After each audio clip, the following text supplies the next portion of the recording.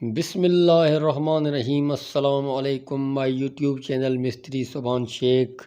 उम्मीद करते हैं कि आप सब खैरियत से होंगे और अल्लाह ताला आप सबको हमेशा खुश रखे।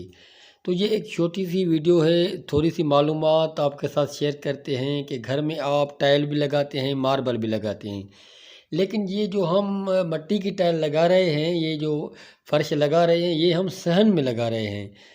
यानी हम अपने घर के आगे जो थोड़ा सहन बच गया उसमें ये लगा रहे हैं। इस लगाने का क्या फ़ायदा है?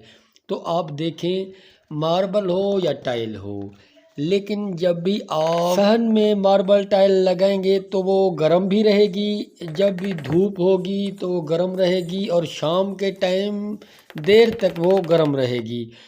उसको चाहे आप कितना भी पानी लगाएंगे तो उसमें फिसलने का भी खतरा बढ़ जाता है। लेकिन ये जो मिट्टी की टाइल है ना, तो अगर आप इस पर ये जो स्पेस देख रहे हैं, इसमें आपने चिप्स भरनी है, वो वीडियो में आगे चलकर आप देख सकेंगे।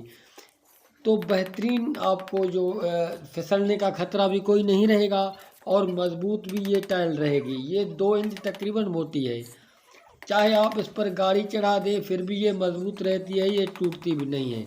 अगर आपको सहन में काम करना है तो ये चीज़ ज़रूर इस्तेमाल करें।